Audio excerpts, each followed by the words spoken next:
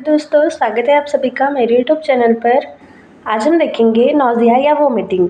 Nausea vomiting क्या होता है, इसका मैनेजमेंट कैसे करते हैं और इसके बारे में पूरी डिटेल्स मेडिकल, सर्जिकल, नर्सिंग के अकॉर्डिंग। तो नौजिया क्या होता है? नौजिया एक अनकॉन्शियस रिस्पॉन्स होता है।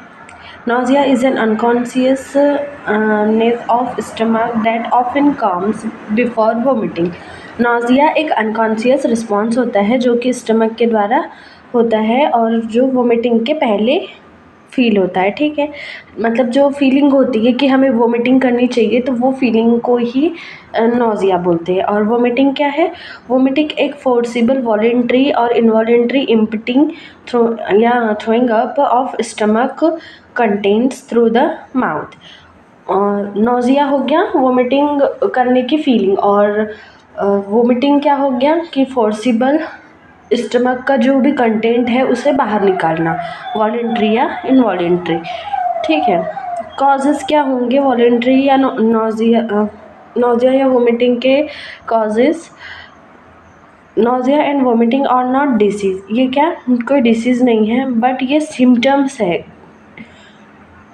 किस किस कंडीशन में ये सिम्टम्स हो सकता है? जैसे मोशन सिकनेस या sea sickness, early stage of pregnancy, medication जिसमें वोमिटिंग इंड्यूस्ड होती है, intense pain, emotional stress, gall bladder disease, food poisoning, infection, over eating, reaction of कुछ स्मेल या ऑर्डर के कारण भी कोई रिएक्शन हो गया तो, हार्ट अटैक, कंफ्यूजन या brain injury, brain tumour, ulcer और कुछ कैंसर के फॉर्म में।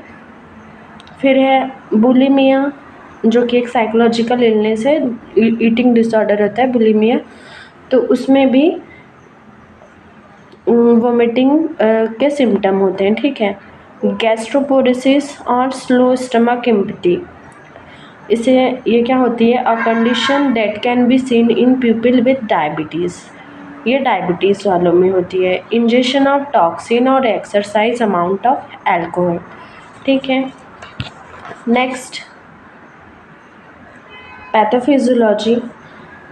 फियर हो रहा है या एंटिसिपेशन के कारण हायर सेंटर जो होते हैं उनकी वजह से वोमिटिंग कॉज होती है। इनर ईयर मोशन, जैसे सेरिबेलम इफेक्ट हुआ। फिर ब्लड बॉर्न इमेटिक्स के कारण कीमो रिसेप्टर या जो ट्रिगर जोन होते हैं वोमिटिंग के, उसकी वजह से। फिर है वेगल या सिंपैथेटिक ग्लासोफेरेंजियल एफरेंट, और इमेटिक सेंटर जो होता है मेडुला ऑब्लंगेटा, जो वोमिटिंग सेंटर होता है उसके कारण। तो ये पैथोफिजियोलॉजी होंगे कि मतलब किन किन रीज़न की वजह से, किन किन सेंटर की वजह से वोमिटिंग हो सकती है। ट्रीटमेंट क्या कर सकते हैं वोमिटिंग का? अगर डिहाइड्रेशन है, if dehydration is present due to loss of fluid, है ना, फ्लूइड लॉस होता है from severe vomiting, dehydration with oral electrolyte solution, okay, is preferred. If this is not effective or possible, intravenous rehydration may be required. Okay, IV भी दे सकते हैं। फिर medical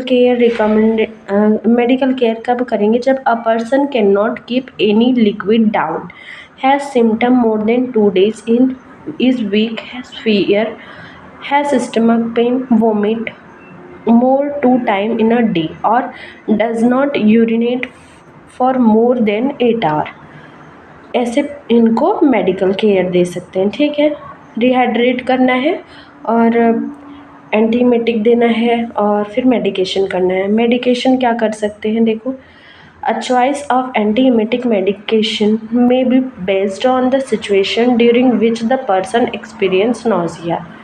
antiemetic medicine provide करनी for people with motion sickness and vertigo, antihistamine and anticholinergic such as meclizine and scopolamine are particularly effective. Nausea, vomiting associated with migraine, headache, response to best to dopamine antagonist such as metclopramide, मतलब इनकी वजह से ये, मतलब इनके respond में भी nausea vomiting associated होती है। ठीक है, और कंटिन्यू मेडिकेशन, जैसे अगर गैस्ट्रोइंटेराइटिस है, मतलब इन्फ्लामेशन या इन्फेक्शन ऑफ स्मॉल इंटेस्टाइन या स्टमक का अगर इन्फ्लामेशन है, गैस्ट्रोइंटेराइटिस है। Serotonin antagonist such as aldosterone were found to suppress nausea and vomiting as well as reduce the need of IV fluid resuscitation.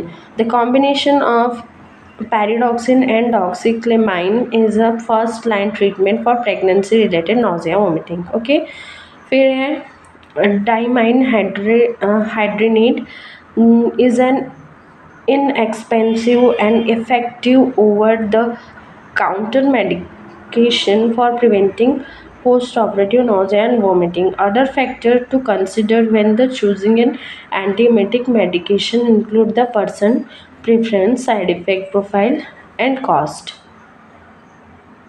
Expensive है तो मतलब अगर कॉस्ट के बेस पर इसे हम प्रोवाइड करा सकते हैं। तो मेडिसिन जैसे कैनाबिनॉइड दे सकते हैं, जिंजर नोज़िया को ट्रीट करने के लिए दिया जाता है, ठीक है। फिर नेक्स्ट दिया हुआ है कि कीमोथेरेपी से भी नोज़िया और वोमिटिंग इंड्यूस्ड होती है, मतलब होती है, तो फिर उसका कैसे हमें ट्रीटमेंट करना है। इसमें टाइप्स दिए हैं जैसे कि एक्यूट, डिलेड और ब्रेक थ्रू। ये मतलब कब कब वोमिटिंग अकर होती है। तो एक्यूट में जैसे कि कीमोथेरेपी देते हैं तो उसके 24 आवर में, फिर 24 आवर से 5 दिन के अंदर में डिलेड होती है। फिर ब्रेक थ्रू में ये सब्सिक्वेंट साइकिल होता है when antiemetic have failed in earlier cycle. Okay, फिर next is risk factor and then treatment. तो ट्रीटमेंट में फार्माक्यूटिकल ट्रीटमेंट दिया जा रहा है, जैसे कि ओंडासेट्रॉन वगैरह देते हैं, ठीक है। इसी के साथ ये नोज़िया एंड वोमिटिंग का टॉपिक यहीं ख़त्म होता है। इसके नोट्स आपको मेरे टेलीग्राम चैनल पर मिल जाएगी, जिसकी लिंक मैं डिस्क्रिप्शन में शेयर कर दूँगी। वीडियो को लाइक करें, चैनल को सब्सक्राइब करें और बने रहें नेक्स्ट और मेडिकल सर्जिकल के टॉपिक के लिए। Thanks for watching, bye bye.